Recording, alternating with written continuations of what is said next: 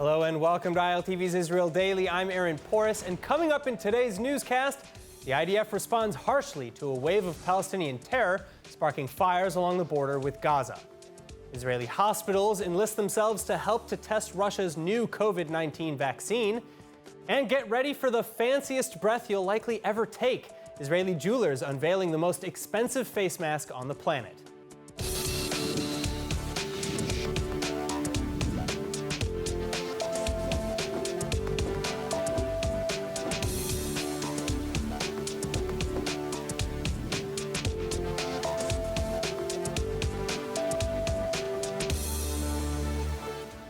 Starting today's news in the south, explosive and incendiary balloon terror from the Gaza Strip is continuing to increase sharply.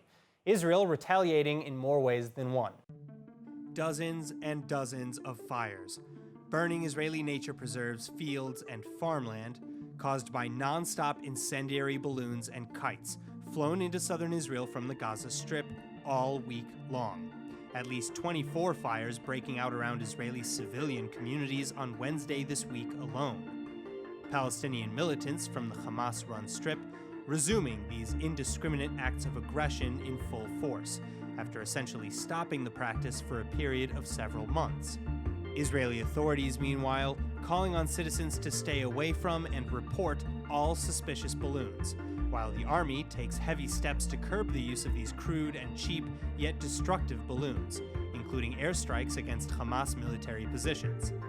Prime Minister Benjamin Netanyahu issuing heavy warnings on Tuesday to all would-be aggressors. אני שיבחתי את הפעולה של חיל האוויר, אני רוצה להעביר לכל הגרורות של איראן, לרבות בעזה. יהיה מחיר כבד מאוד לטרור הבלונים, אנחנו לא נסבול את זה, אנחנו נפעל ונגבה מחיר יקר. עשינו את זה בעבר, כדאי שיזכרו זאת, כי נעשה זאת גם עכשיו. In addition to retaliatory strikes, though, Israel is now punishing Gaza by halting fuel shipments to the Strip. The Gaza fishing zone has also been halved from 15 nautical miles to just 8. Not to punish the civilians in the Strip, however, Israel is still allowing and indeed supporting financial aid payments from Qatar to flow into Gaza. Doha has been paying millions of dollars to the people of Gaza in installments for years, nearly $1 billion since 2012, with the payments scheduled to expire come this September. Moving north to Lebanon now, the long-operating UN interim force in Lebanon, or UNIFIL, is at risk of dissolution. The United States is threatening that it may veto the resolution to extend UNIFIL's mandate. Due for a mandate extension vote on August 31st, the peacekeeping force stationed along the border between Israel and Lebanon is charged with maintaining the calm between the two countries. And currently, UNIFIL is even joining in on the humanitarian aid efforts in Beirut. But Israel charges that the unit is ineffective in its intended mission. As for years, Iranian proxy terror group Hezbollah has been threatening Israeli sovereignty and preventing UNIFIL from properly performing its duties. The United States then now backing Israel's allegations, pressuring the UN to remove restrictions on UNIFIL's movements or dissolve the organization entirely. Meanwhile, Israel and the United States are increasing Israel's defensive capabilities. The American and Israeli defense establishments successfully testing the all-new Arrow 2 ballistic missile interceptor. The target missile was launched toward the state of Israel from the Mediterranean Sea. The system radar, the Green Pine, acquired the target and tracked on it till the moment that interceptor was launched toward the target.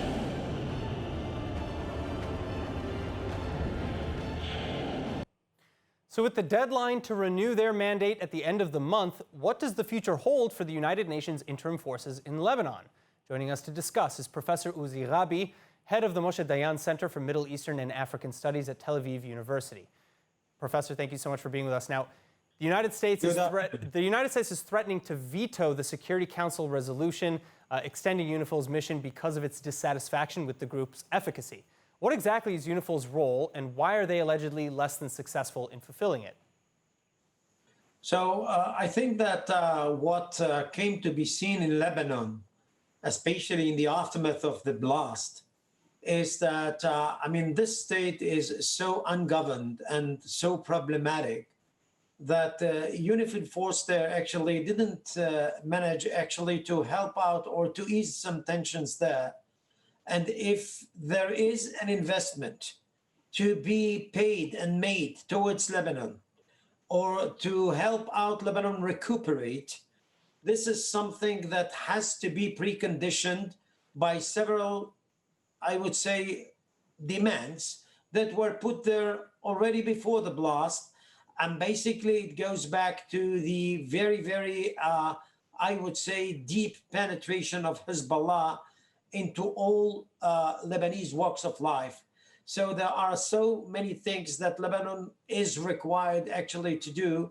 And every state that is investing in that would like actually to further invest, whether via UNIFIL or by any other effort. But this can be made only if and when there is kind of a real effort to clean up the table or the Lebanese table. All right, well, so Israel's northern border has continued to heat up in recent months, especially with Hezbollah. Are we likely to see more Hezbollah military movements against Israel in the near future? Well, the fact is that Hezbollah is basically in kind of a predicament for several reasons, even before the blast. I mean, he doesn't get any more, actually, the support he used to get from Iran because of the economic difficulties. His people in Lebanon actually do suffer from him not being, actually not paying them the salaries and the what they should get in order or in return for their effort. And of course, he is accused of the culprit behind the calamity of Lebanon. So I think that the last thing he has in mind now is actually to deal with Israel, as was the case several days before the blast.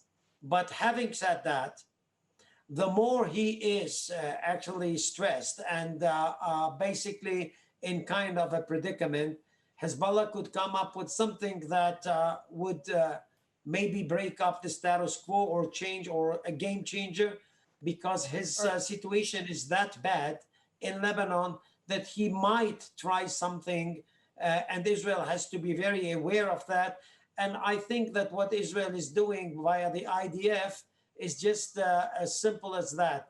Make sure that Hezbollah is not going actually to divert attention from the corruption in Lebanon, from his so deep and so I would say dangerous penetration into the Lebanese state, as to divert attention to Israel. So Israel should be aware of that and just stop. All right, Professor Rabbi, Professor, thank you so much for joining us.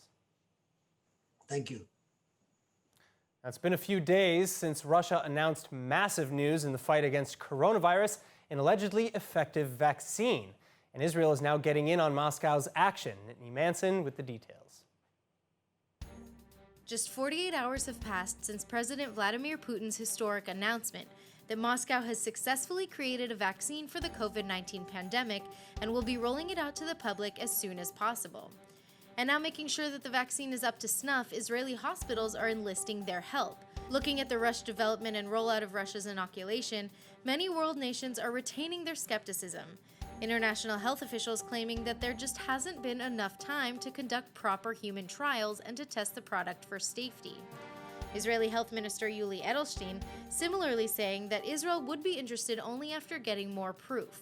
But rather than passively waiting for the results, Israeli authorities are recruiting hospitals to collaborate in clinical trials, the Hadassah University Medical Center being among them. Meanwhile, Israeli treatment's also making progress. The first 3 patients given a so-called passive vaccine now recovered and released from hospital. The passive vaccine, essentially just blood plasma with antibodies and antivirus proteins, proving to be effective.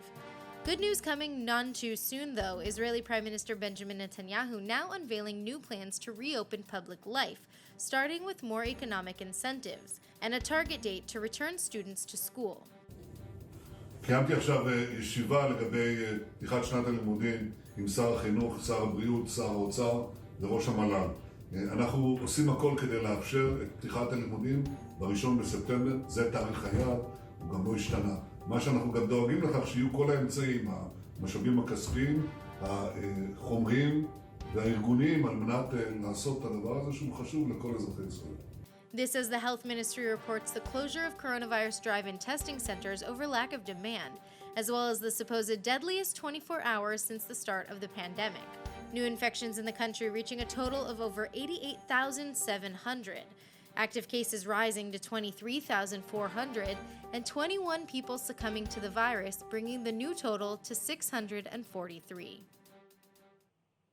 In related news, Israel is also now in advanced talks with world nations to reopen the skies to tourism. Israel's health ministry releasing a list of so-called green countries today in which infection rates are low enough to allow for overseas travel and without requiring 2 weeks of isolation. So far, Greece, Croatia, and Bulgaria being among the few to agree to the terms. Israelis traveling abroad may be limited to certain regions of those host countries, though, to further reduce the chances of causing another outbreak. Now, talk about a one-stop shop. Our next topic today focuses on Israeli company Solveat, which is looking to revolutionize the food industry, making our meals healthy, healing, and of course, delicious. Think chocolate, but good for you. So coming to us via Smart Funding, an Israeli company specializing in business development and fundraising in Israeli ventures, we're joined by Udi Peretz, co-founder and CEO of Solveat. Udi, I'm so happy to have you here because this, I love interviews like this. They're delicious.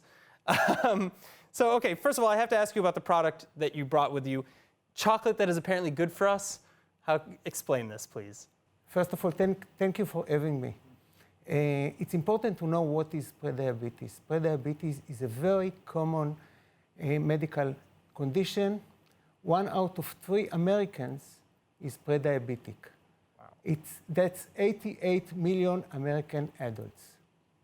Solveat is developing food products that are targeting specific medical condition. We integrate medical herbs into foods, and all our ingredients are natural. Our current chocolate is for prediabetes, and all active ingredients help reduce blood sugar levels and other symptoms of this condition. So I understand that you're calling this functional food because it's kind of working to heal the body in such a way. It's not just for eating, but at what stage of development are you? Have you done clinical trials or anything like that? We assembled a very strong team of doctors, scientists, sure. Pharmacists, and food tech experts. Right now, we are focusing on the food technology and the flavor of the chocolate. And now I want you to taste our chocolate. I'm going to take this one in the back. Yes, okay. Has my name on it. All right. So while I'm eating this, yes. Please continue. So we conducted a field study with 12 pre-diabetic volunteers who consumed our chocolate for a few months. We saw significant and consistent reduction in their blood sugar levels. In the near future, we are going to conduct a full-scale clinical study. And we filed a patent with everything we developed so far. That's amazing. All right, so I understand you've got these amazing, delicious chocolates. I can't even tell you how is that dark chocolate as well that I'm tasting? This is dark chocolate. My favorite.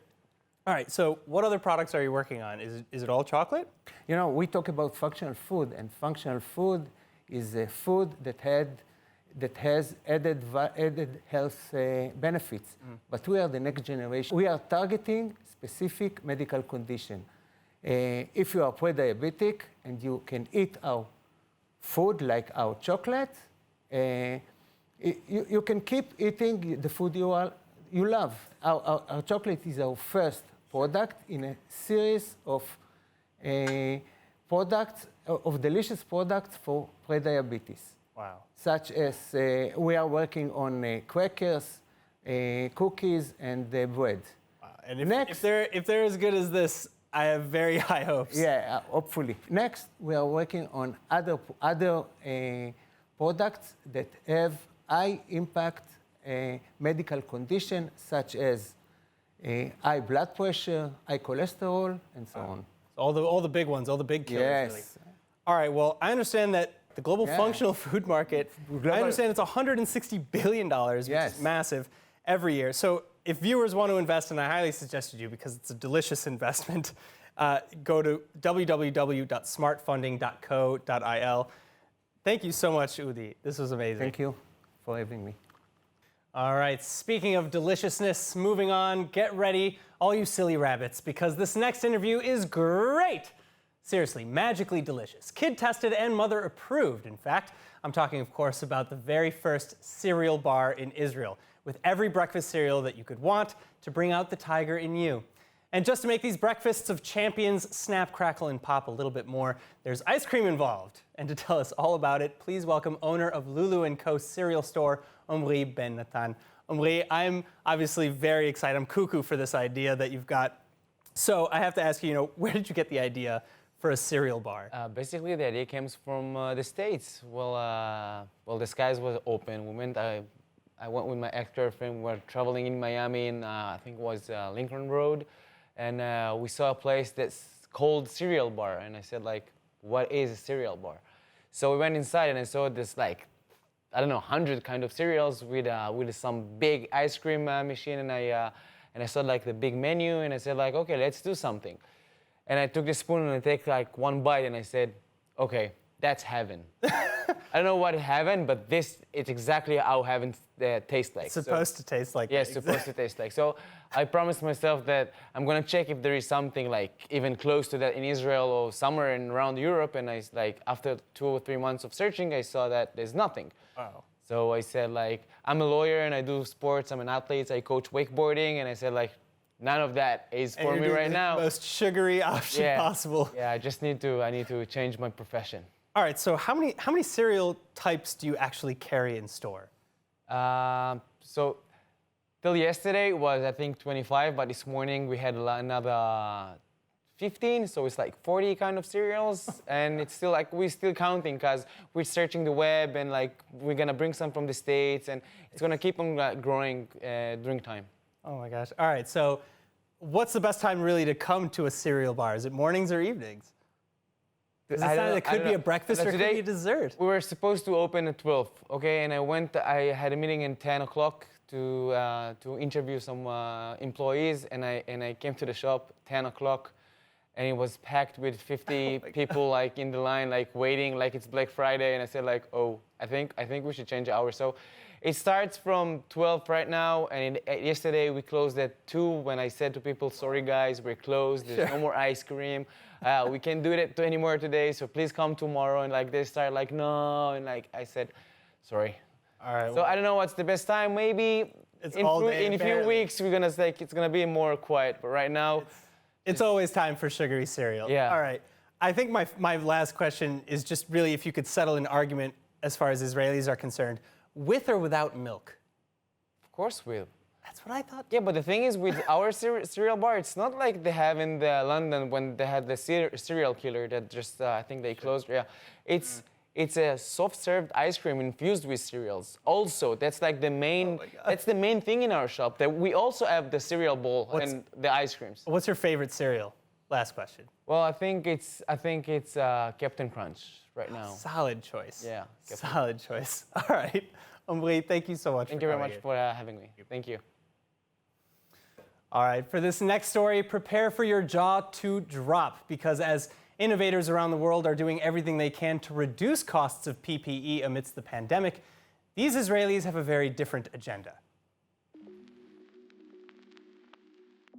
My name is Isaac Levy, owner and designer of the fine jewelry brand Unveiling, based out of Jerusalem, Israel, and I am very happy and proud to lead this amazing project of COVID-19 mask, which is the most expensive mask in the world today. Made of 18-karat white gold and encrusted with 3,600 black and white diamonds, this face mask easily boasts the title of most expensive and likely most ostentatious face mask on Earth. But more than just looks, this mask still comes better than the standard N95s used for coronavirus today. It is a mask like any other mask, even more protective, just a little bit heavier and a little bit more expensive.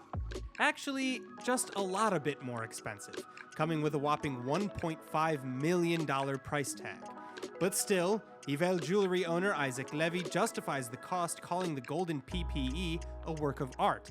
and explaining that the buyer is one of the biggest art collectors in the world. Levy also points out that at least some of the income does trickle down to many who need it, at least 25 artisans working on the piece. We're very proud to be able to create such a mask that provides so much work to so many people that desperately need these jobs in these challenging times. To the layman, though, the artistry is mostly lost. Israelis on the street, for one, suggesting that just maybe the money could be better spent. I think it's a very expensive mask. I think instead to buy that mask, he could maybe invest into finding the cure to the coronavirus. But, you know, to the end of the day, he has all money, so he's able to do whatever he wants.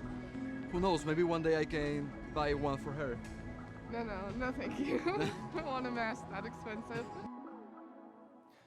Now for our final story tonight, foot fragments found in a cave in the Nahal Amud area of northern Israel are seriously exciting archaeologists now who have identified the fragments as belonging to a Neanderthal woman nicknamed Amud Teisha or Amud 9. Here to explain the excitement, the leader of the study on Amud Teisha, prehistorian from the Institute of Archaeology at the Hebrew University in Jerusalem, Professor Erela Hovers. Professor, thank you so much for being with us. Now, how did you actually understand that these were the remains of a woman? Thank you for having me. The current study was carried out by a team, and the lead anatomist on that was Dr. Uzi Pearson from New Mexico, actually. And he used a set of statistical tools and comparative tools with other fossils found in other cave sites, in other sites all over the world, the old world, Africa and Europe. And we do have a good signature of what these fossils look like for Neanderthals and for other humans of that time. And the statistics basically suggested that this was a woman, and he could, there are formulas to estimate the stature and formulas to estimate the weight. And that's how he came to I think the stature is 160, meter 60, and the weight is between 60 and 65 kilograms. Wow. All right, now typically, as I think you just mentioned, classically speaking, Neanderthals are presumed to have mostly lived in Europe, but of course you actually found these remains of this Neanderthal woman living in the Middle East. How else is Amud Teisha different? Well, first of all, the Neanderthals in the Middle East, we consider them to have arrived from Europe. This would be their home country, so to speak. But our region, the Israel and neighboring modern-day Israel and neighboring countries, has been for a long time sort of an area where a lot of population moved into the area, out of the area. So we assume this is how Neanderthals also came here. This sounds amazing and really exciting, and I can't wait to see more results of the study that you're doing. Thank you so much for joining us. Thank you. Now let's take a look at the weather forecast.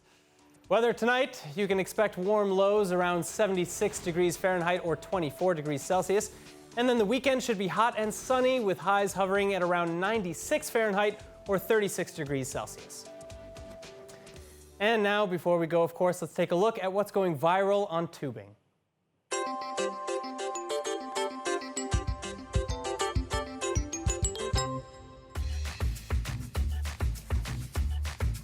So, I love the daily animal video with ILTV. This adorable seal playing around. But my dog, I wish my dog did this while I was cleaning instead of barking and biting at my broom. Oh well. That's it for today's news. Today's exchange rate is 3.41 shekels to the American dollar. For more news from ILTV, please like ILTV on Facebook, follow us on Instagram, and subscribe to our YouTube and Roku TV pages. I'm Aaron Porras. Thank you so much for watching.